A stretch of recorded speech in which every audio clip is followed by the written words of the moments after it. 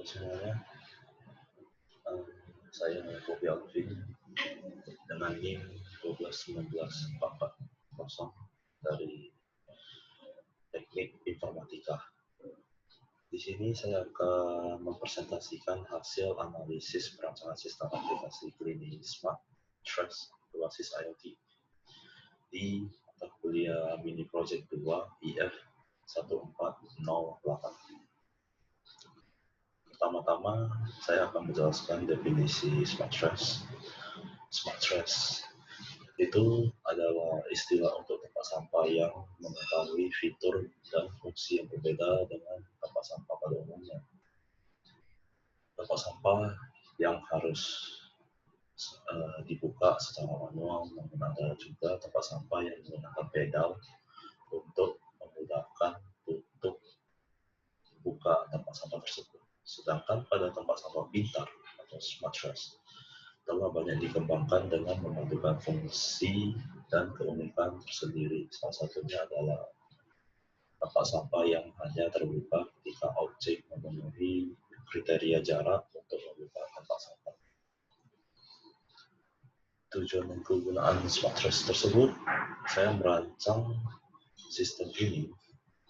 Ia berbasis IoT dan dimainkan dengan Android, smartphone, juga webpage.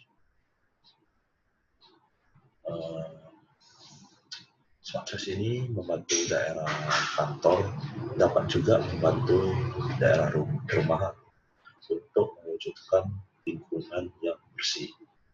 Untuk pengguna, dengan adanya sistem tersebut, selain mendapat lingkungan yang bersih, ia dapat dengan mudah mengetahui kapan tempat sampah ini penuh terisi oleh sampah yang seharusnya sudah dapat dibuang ke tempat yang valid.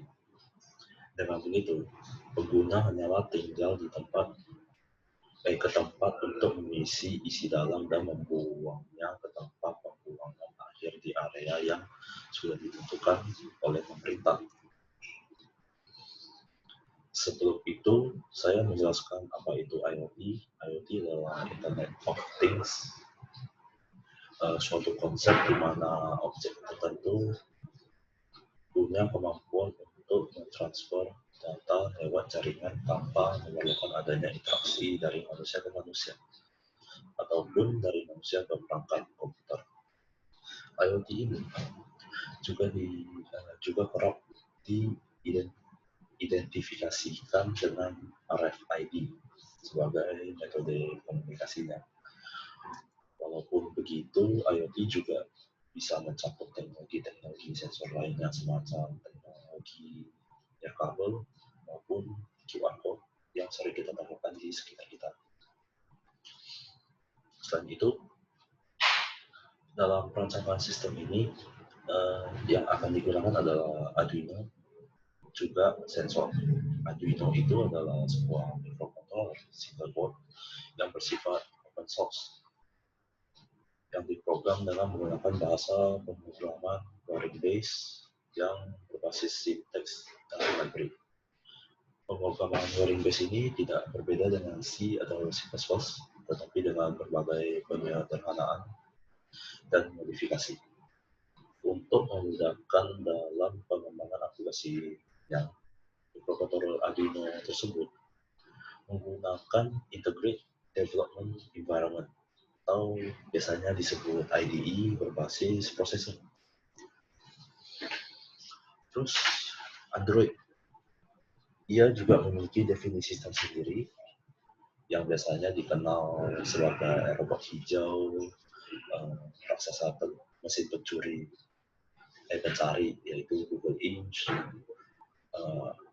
Selain itu, ia adalah sistem operasi untuk seluler, telepon, atau smartphone yang berbasis Linux.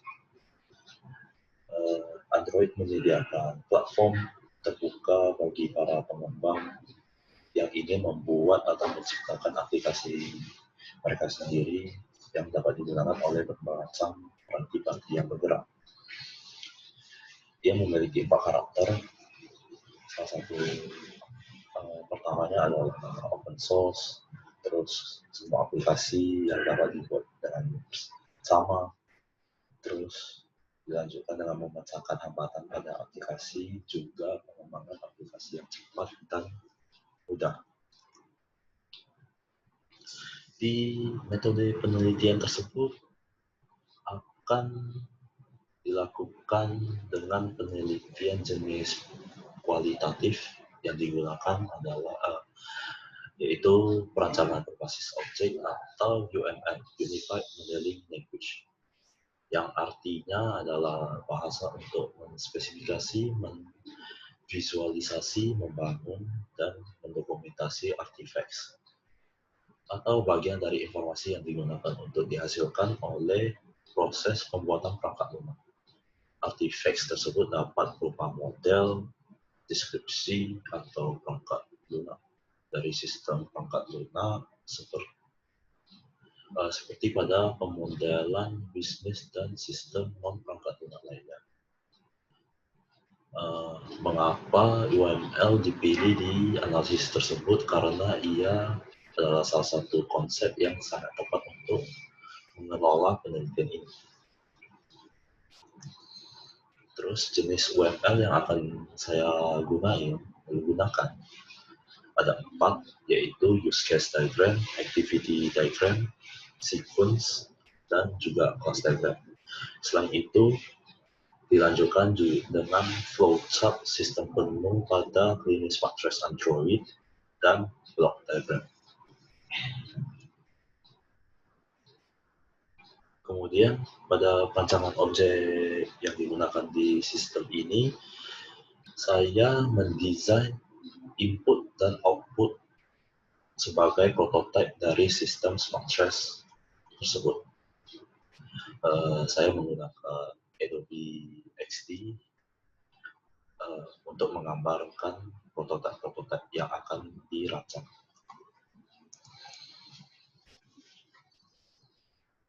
Ini adalah use case diagram, di mana di sini ada use case diagram admin, juga pengguna. Admin, jika ia melakukan login, maka di web akan muncul tampilan halaman utama.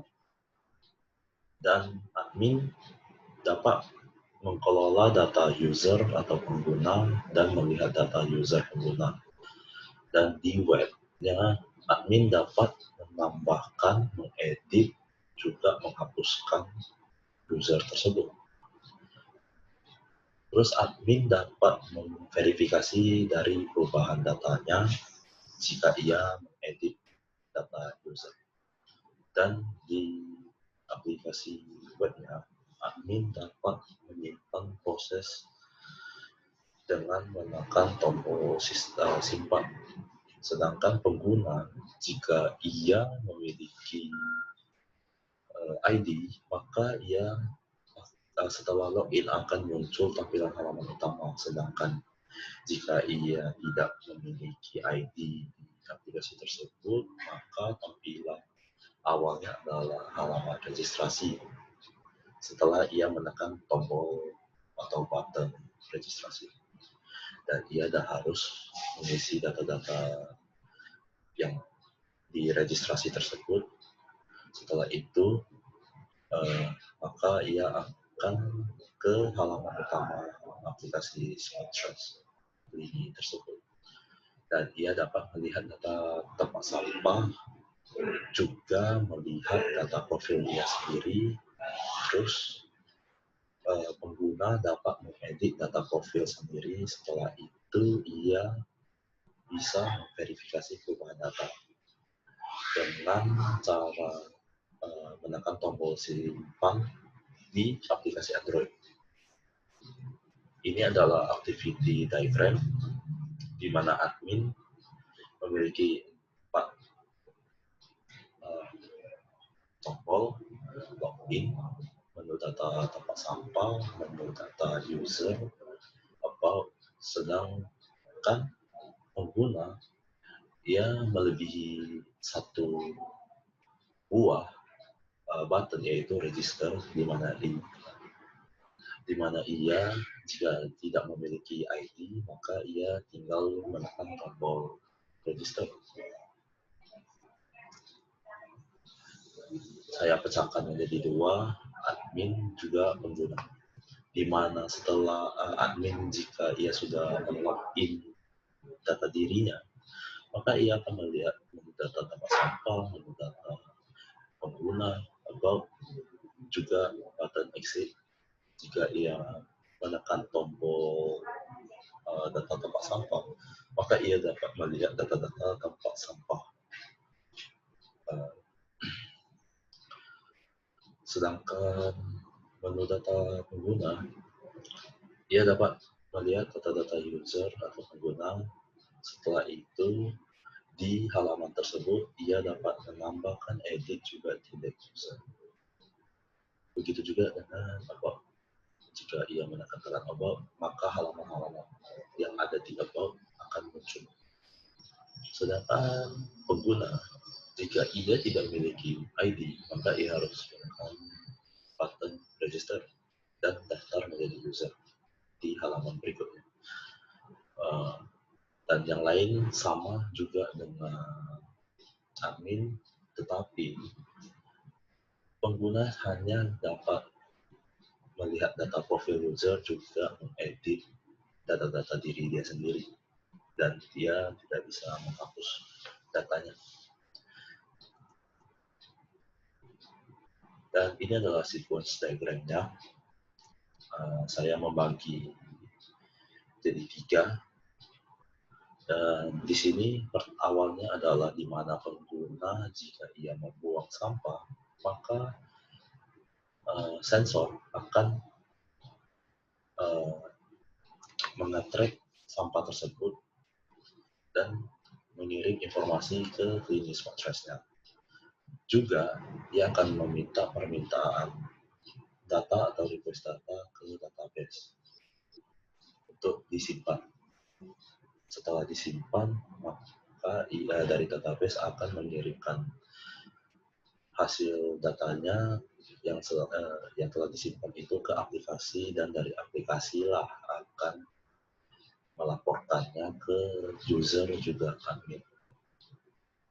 Yang kedua adalah jika pengguna atau admin mengecek dari aplikasi, maka dari aplikasi tersebut data akan di-request ke database, dan setelah hasilnya sudah direstui oleh database, maka hasil datanya akan dikirim ke aplikasi, dan dari aplikasi akan melaporkannya ke pengguna maupun juga admin.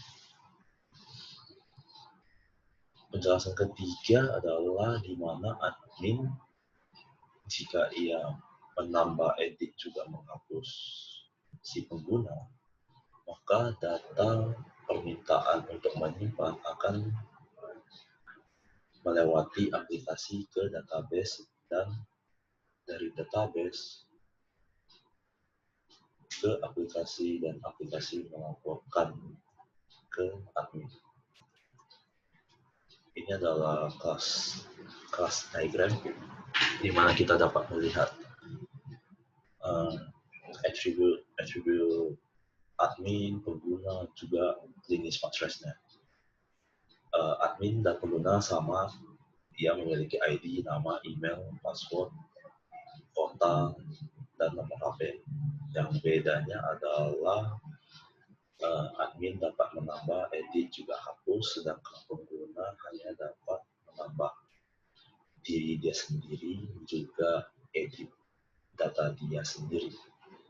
Sedangkan Smarttrace attribute-nya adalah tag posisi, status berupa integer, dan status berupa string.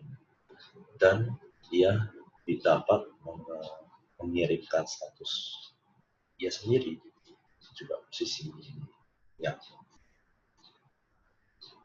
Di konektor ini saya coba menjelaskan di mana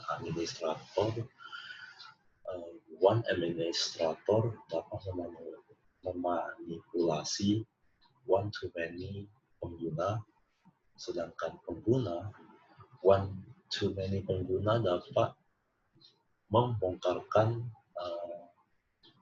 hasil atau sampah-sampah yang ada di smart trash berupa zero to many.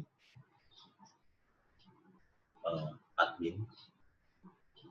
Setelah itu one admin dapat mengatur one to many smart trash yang telah dibuat.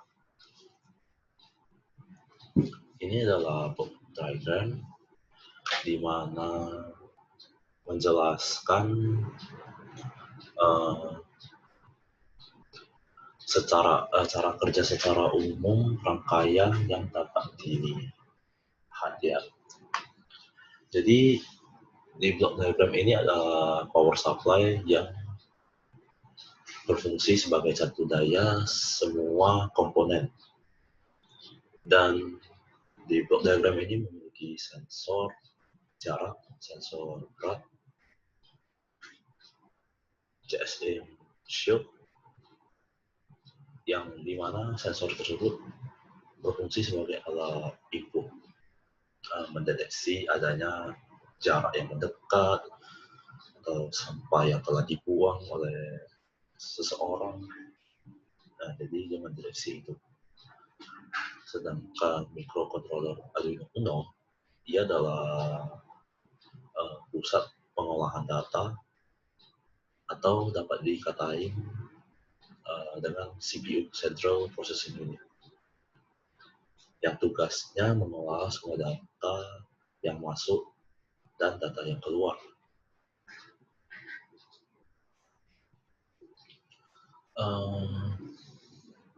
Jika sensor berupa ultrasonic mendeteksi adanya objek yang mendekat, maka pemerintah akan dari microcontroller Arduino Uno mengoutputkan ke motor servo. Jika penuh, begitu juga jika penuh, maka ia akan mengoutputkan hasilnya berupa LED atau buzzer, karena buzzer itu sama LED sebagai pancaran suara, juga cahaya monokromatik ketika diberikan tegangan maju. Terus dari microcontroller, dia mengirimkan data melalui GSM Shield, terus ke web server, dan juga smartphone Android. Ini adalah flowchartnya, di mana sensor 1 dan sensor 2, jika sensor 1 mengirimkan data ke Arduino, maka di if conditionnya di mana tempat sampah kosong, jika ia akan mengirimkan output ke motor servo juga LED buzzer, dan data-datanya akan disimpan di gudang data, dan disitulah dapat mengirimkan data ke smartphone Android juga web server. Sekarang saya akan menjelaskan desain input-output Clinis Smart Trash.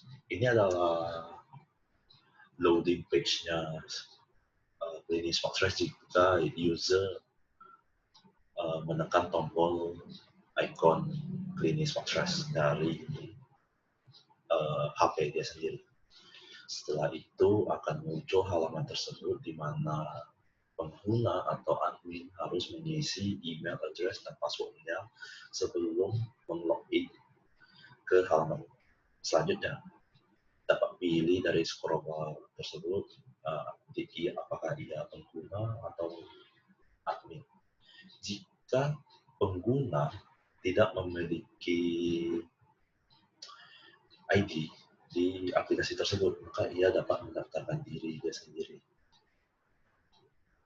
Dan hasilnya berupa halaman tersebut. Ini adalah halaman registrasi, di mana pengguna harus mengisi data-data berupa nama, email address, password, retype password, kota, dan juga nomor HP. Setelah itu menekan button daftar. Jika ia memiliki ID, maka akan muncul ke halaman tersebut. Yang dimana di sini ada 4 tombol, exit, about, profile, dan ini adalah garbage, di mana dapat melihat lokasi, percentage, pemenuhan sampah-sampah yang telah dibuang.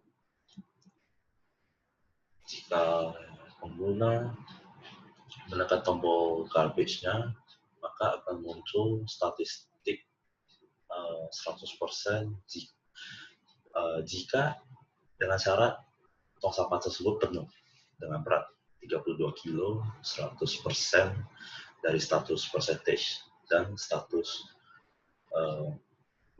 penuh. Jika ingin melihat tong sampah lain, maka pengguna tinggal hanya menekan tombol hamburger dan akan muncullah seperti gambar tersebut. Ini 1, 2, 3, 4, 5, dan 6.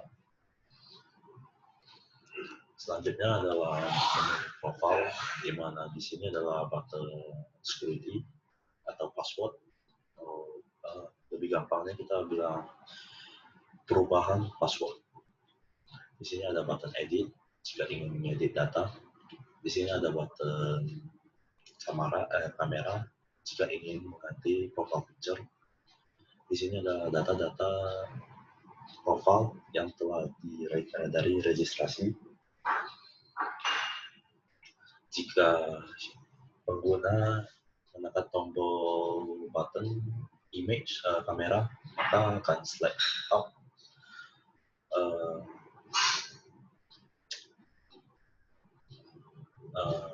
button tersebut, galeri, dan hapus gambar profil. Jika menekan galeri, maka halaman selanjutnya akan ke galeri untuk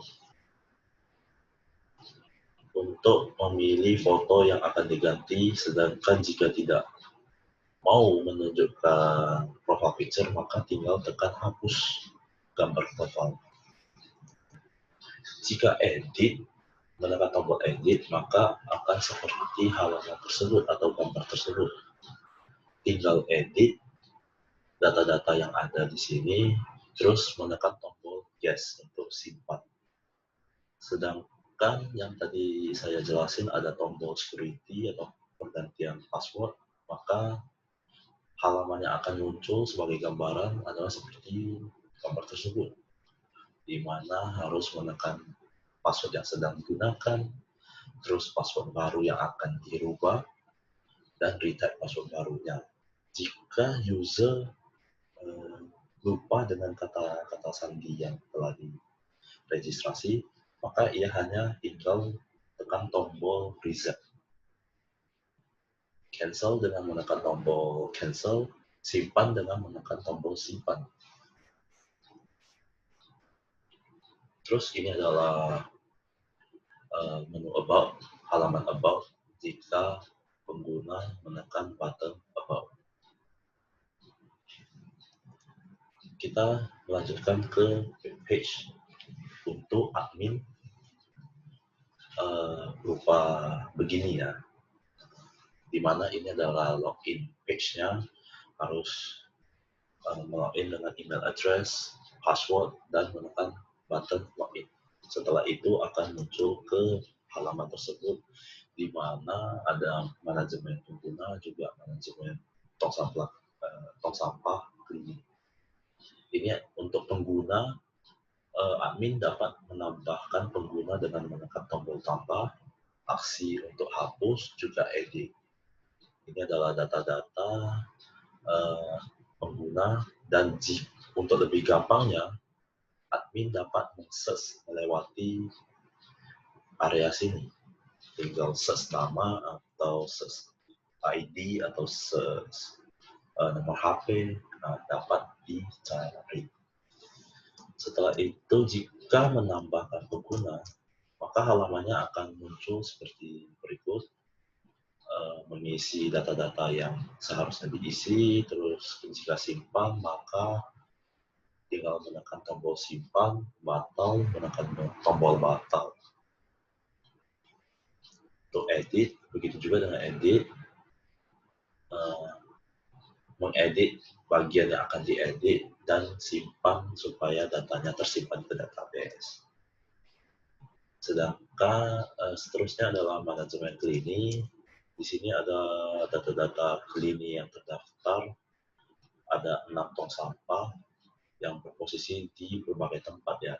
Ada toilet, office hallway, meeting room, guest room, kitchen, juga restroom. Dan maksimal beratnya adalah 32 jika sampah dideteksi oleh sensor 100% dengan berat 32, maka ia akan menotify 100% dan penuh. Admin juga dapat menghapus, mengedit data-data nama dari tong sampah, juga dapat menambahkan tong sampah. Rupa ini adalah halaman tambah, dan ini adalah halaman edit. Ini sengaja ditutup, ini dikarenakan adalah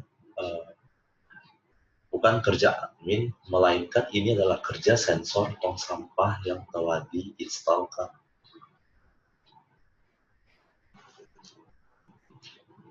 Dan ini adalah hasil analisis dan rancangan desain saya berupa Smart Trash berbasis IoT. Terima kasih atas kesempatan tersebut untuk mempresentasi topik tersebut. Sekian dan terima kasih.